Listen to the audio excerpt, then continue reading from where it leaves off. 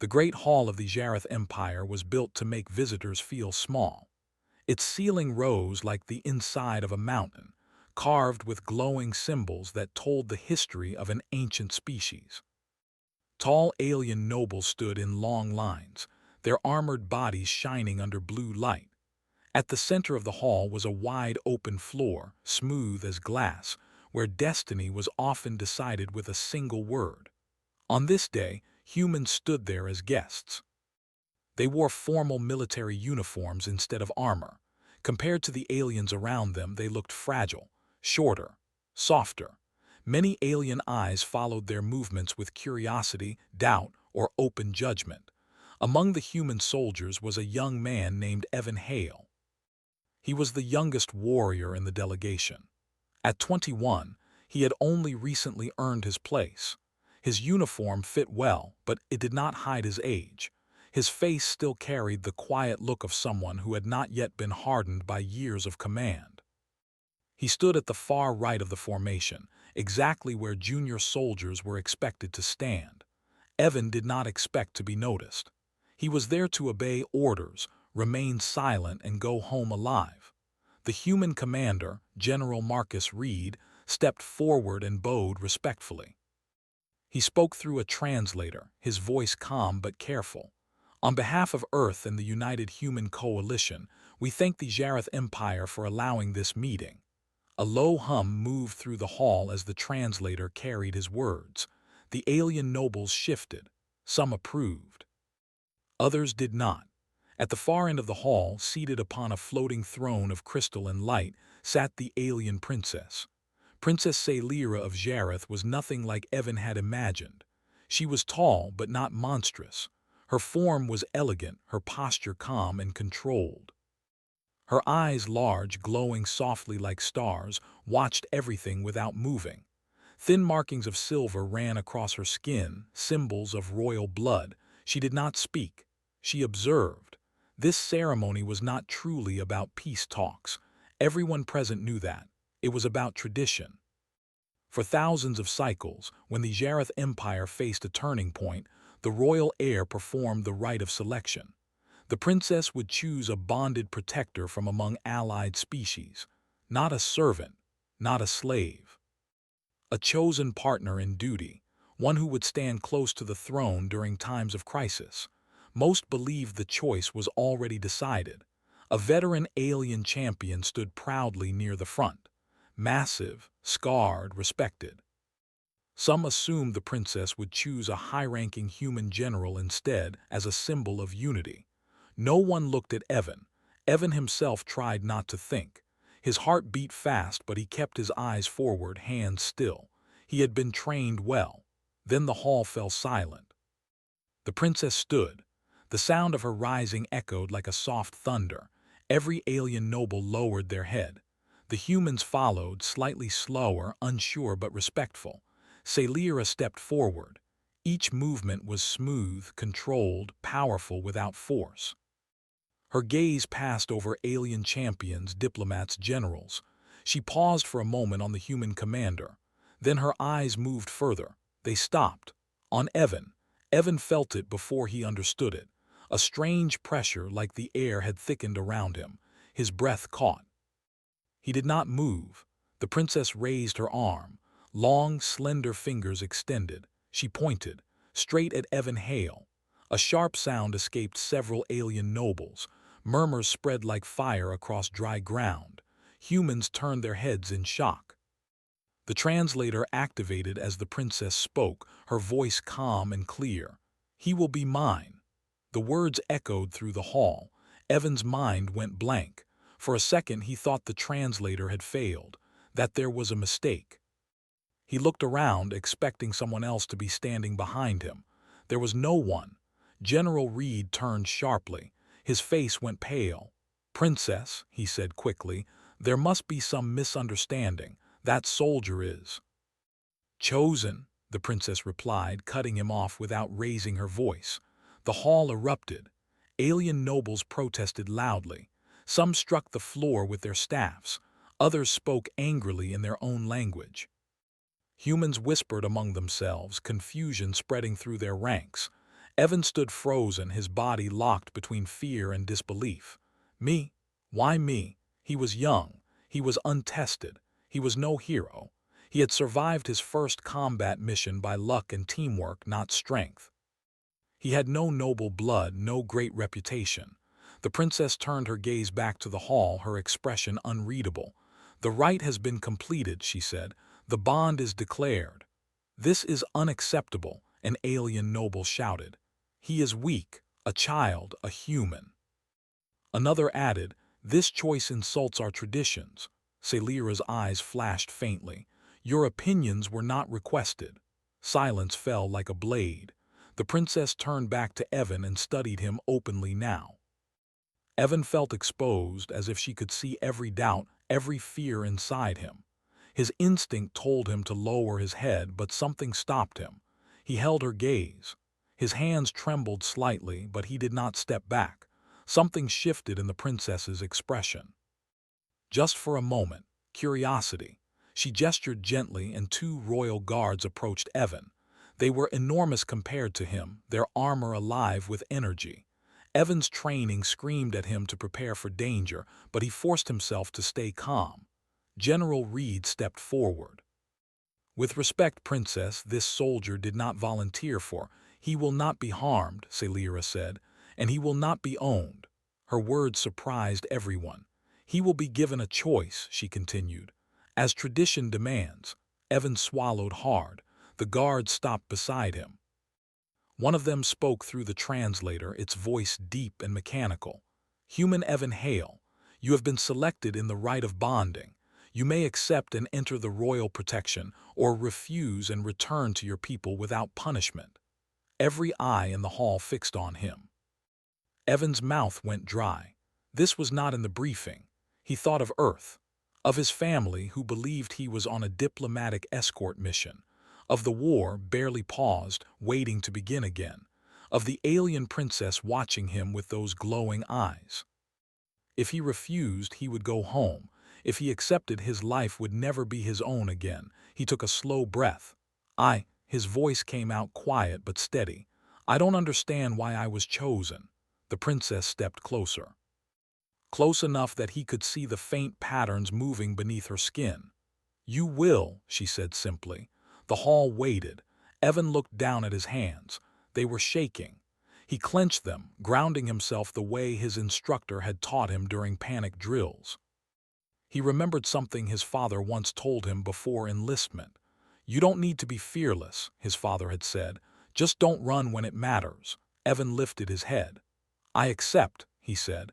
The reaction was immediate. Alien nobles shouted in anger and disbelief. Humans stood stunned. Some looked proud, others terrified for him. The princess nodded once. "So it is done." The guards gently but firmly guided Evan away from the human formation. General Reed met his eyes for a brief moment, silent apology written across his face. As Evan was led toward an unfamiliar path beyond the great hall, the weight of what had just happened finally settled in. He was leaving everything he knew. Behind him, two worlds argued over his worth. Ahead of him, an alien princess had chosen him for reasons no one understood. Evan did not know it yet, but history had just changed direction. And the galaxy would soon learn what humans were truly capable of, especially the ones no one believed in. Evan woke to silence that felt too large. The room was wide and curved, its walls smooth and faintly glowing.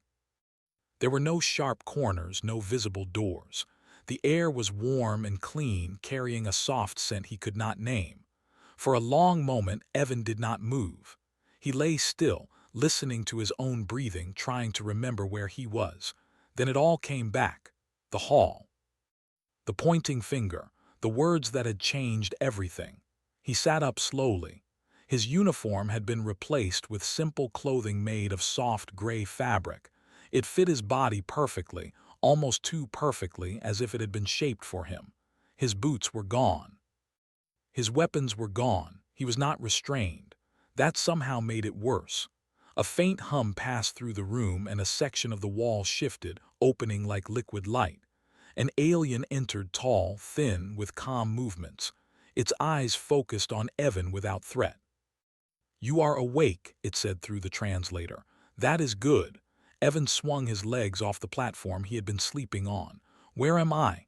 "You are within the inner residence of the royal spire," the alien replied. "You are safe." Safe was not how Evan felt. "Why am I here?" he asked. The alien tilted its head slightly. "Because you were chosen." That answer explained nothing. Before Evan could speak again, the alien stepped aside. Another figure entered the room, Princess Salira. She looked the same as she had in the Great Hall, but closer now, her presence felt heavier. Not threatening, commanding. The markings on her skin glowed faintly as she studied him. The other alien bowed and left them alone. Silence stretched between them. "You may sit," Salira said. Evan realized he was already sitting. He nodded anyway, unsure what else to do. "I did not ask for this," he said carefully. "I didn't even know it was possible." "No one ever does," Salira replied. "That is why the right matters." Evan frowned. "Your people hate this choice." "Some do," she corrected. "Others are afraid. Of me? Of what you represent." Evan let out a short, humorless breath. "I'm just a soldier, the youngest one they sent." "That is why you were visible," Salira said. He looked up at her. "Visible." "You stood quietly while others carried their pride like weapons," she said. "You did not seek attention, yet when it found you, you did not flee." Evan thought of how his legs had wanted to move, how fear had wrapped around his chest. "I was terrified." "Yes," she said. "And you stayed." That answer stayed with him. The days that followed were unlike anything Evan had known. He was not locked away or treated like a prisoner. He was given access to parts of the spire, guided always but never restrained. He was shown how the empire functioned, how decisions were made, how power was balanced between tradition and survival. But he was also tested, not in ways he expected. There were no immediate combat trials, no weapons placed in his hands. Instead, he was brought into controlled environments that pushed his limits slowly and quietly. Rooms where gravity shifted without warning, forcing him to adapt his balance. Simulations where he had to make choices with incomplete information, knowing any decision could lead to loss. Scenarios where alien officials argued endlessly while time-sensitive crises grew worse, and Evan had to find ways to cut through pride and fear. Each time observers watched, and each time Evan struggled but did not break. He failed often, made mistakes, chose wrong paths, but he learned quickly, adjusted, tried again. Some alien nobles laughed at first. "The human is confused," they said. "He hesitates too much. He is weak." But slowly the laughter faded, because Evan did not stop. One trial placed him in a simulated disaster, a failing orbital station with multiple species trapped inside. The system demanded he choose who to save first based on rank, value, or alliance. Evan refused. He rerouted systems manually, overloading his own safety limits to buy time. He coordinated evacuations across species lines, using basic logic and calm instructions. The simulation ended with system failure. Evan collapsed to his knees, exhausted. The observers were silent. Another trial tested emotional pressure. Evan was shown recordings of Earth, cities, landscapes, faces of people who looked like family. Then he was told that choosing loyalty to the Empire might one day mean choosing against humanity. His hands shook. He said nothing for a long time, then he spoke quietly. "If that day comes, something has already gone very wrong." Some aliens called that answer foolish. The princess did not. Despite everything, Salira rarely spoke to him directly. She watched. She listened. She allowed others to judge him openly. That was perhaps the hardest part. Evan heard the whispers. "The princess has shamed us. She risks the empire for a human child. This bond will bring weakness." He felt the weight of those words every day. One cycle, as Evan walked through a quiet garden inside the spire, alarms shattered the calm. The air vibrated. Lights shifted to deep red. Instinct took over. Evan moved before he thought, sprinting toward the nearest corridor where guards were already running. He followed them, heart pounding. "What's happening?" he shouted. "Internal breach," one guard replied. "Target unknown." They reached a junction near the princess's chambers. That was when the blast hit. The floor shook. A section of the corridor collapsed. Smoke filled the air. Evan was thrown against the wall, pain shooting through his shoulder. He groaned, vision blurring, but forced himself upright. Through the smoke he saw it. A group of armed figures, alien but not royal guard. Their weapons glowed with unstable energy. Traitors. One of them shouted orders. "Move before reinforcements arrive." They were heading straight for the princess's chambers. Evan did not think. He ran. The guards shouted for him to stop, but he was already moving, pain screaming through his body. He grabbed a fallen guard's shield device, barely understanding how it worked. A blast struck the shield, throwing him back again. He got up. Another blast hit. The shield cracked. Evan stood between the attackers and the sealed door to the princess's chamber. "You don't want to do this," he said, breath ragged. One of the attackers laughed. "Move aside, human." Evan's hands shook. His legs wanted to give out. He did not move. A blast hit his side. Pain exploded through him, white and blinding. He screamed, falling to one knee. Still, he stayed upright. The door behind him began to open. "Enough," a calm voice said. Salira stepped out. The attackers froze as royal guards flooded the corridor from all sides. Within seconds, the traitors were subdued, forced to the ground. Evan collapsed fully this time. He barely felt the guards catching him, barely heard voices calling for medical aid. His last clear sight was the princess kneeling beside him, her glowing eyes wide with something new. Concern. When Evan woke again, pain wrapped around his body like a heavy blanket. Medical lights hovered above him, scanning, adjusting. "You survived," Salira said softly. Evan managed a weak smile. "Didn't want to run." She watched him for a long moment. "You were not ordered to intervene," she said. "I know," he replied. "I chose to." "That choice may change everything," she said. Outside the medical chamber, the empire was already shifting. The attempt on the princess's life exposed deep fractures within the ruling class. Some nobles who had mocked Evan now fell silent.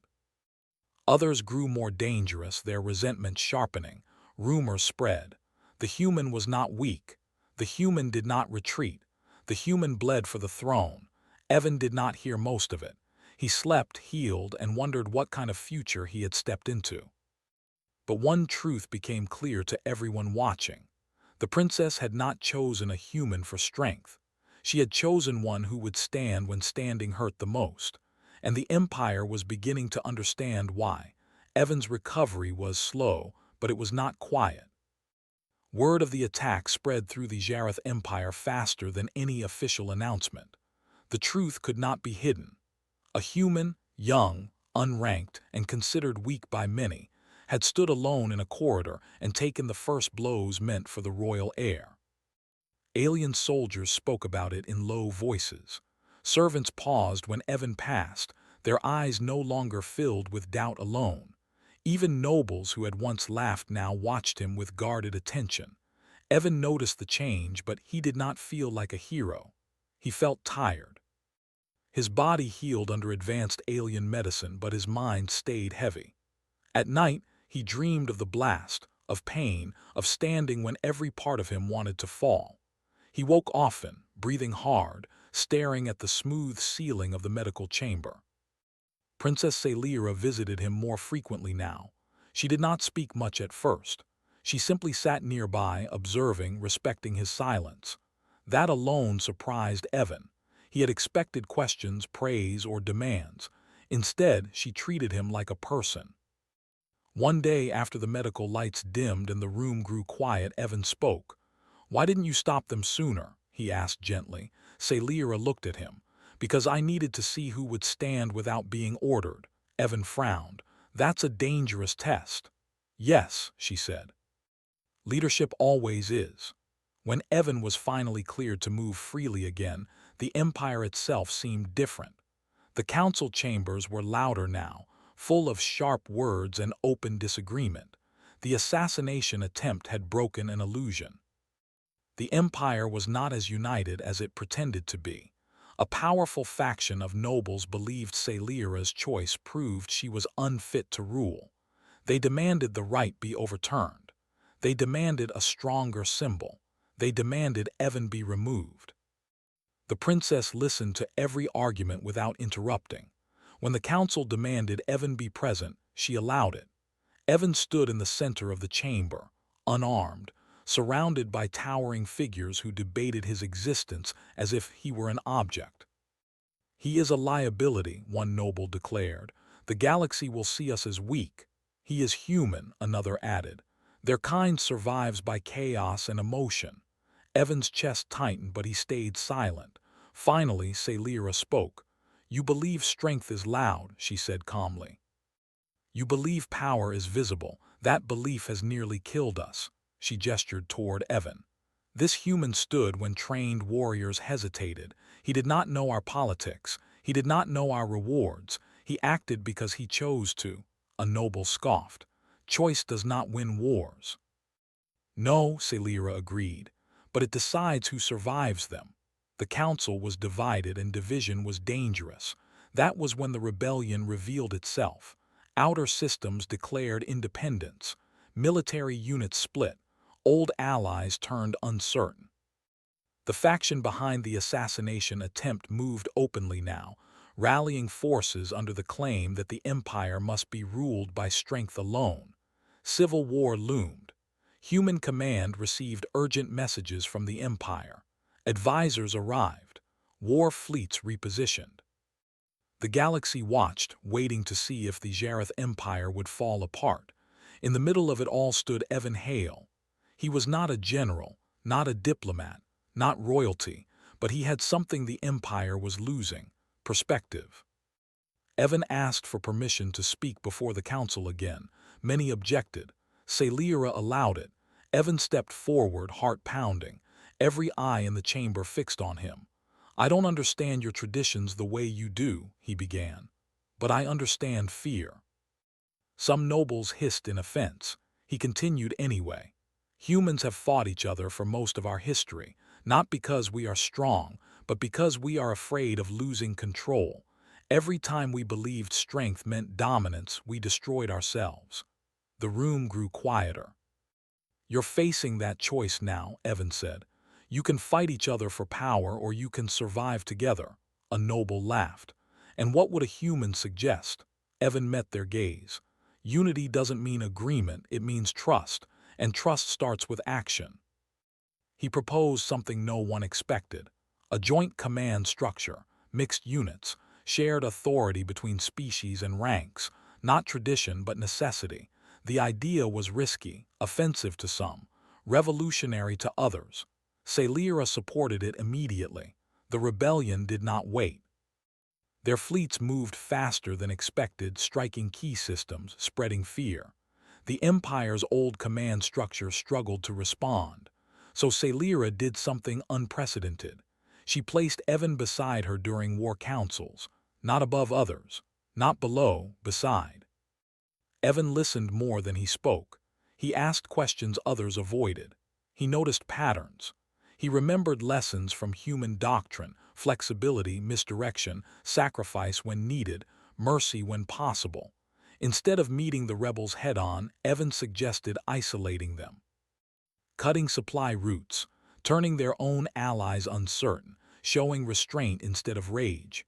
"Make them question why they fight," he said. The plan worked. Rebel forces fractured under pressure that was firm but not cruel. Some surrendered, others defected. The Empire's mixed units fought with unexpected coordination.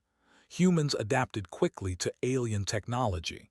Aliens learned from human improvisation. Trust grew in battle. The final confrontation came near the rebel command world. A massive fleet gathered, waiting for one decisive strike. Sailira stood on the command deck, calm as ever. Evan stood beside her, hands steady despite the weight of the moment. "This ends today," a general said. "Yes," Sailira replied, "but not with destruction." Evan nodded. "Give them one last chance to stand down." The message was sent. Some did, others did not. The battle that followed was fierce but controlled. Precision strikes, targeted disables, no unnecessary destruction. When the rebel flagship was disabled, their leader was captured alive. The war ended not with annihilation but with surrender. Afterward, the empire stood changed. The council reconvened, quieter now, older, wiser. The noble who had led the rebellion faced judgment. Before sentence was passed, Salira spoke again. This empire nearly destroyed itself because it mistook cruelty for strength, she said. That era ends now. She turned to Evan. Human Evan Hale, she said, step forward. He did. You were never chosen to be owned, she said, her voice carrying through the chamber. You were chosen because you would remind us who we must become. She declared the bond complete, not as tradition demanded but as the future required. The council bowed. So did the generals, so did the empire. Later, as the stars drifted quietly beyond the spire, Evan stood on a balcony overlooking the capital world. The air was calm. The war was over. Salira joined him. You changed my empire, she said. Evan shook his head. You let me try, she smiled softly. That is leadership. Far across the galaxy, stories spread. Not of a human conqueror, not of a warrior king, but of the youngest human soldier, chosen not for strength, but for the courage to stand when standing mattered most. And the galaxy learned something it would never forget. Humanity did not rise because it was feared. Humanity rose because, when the moment came, it refused to fall.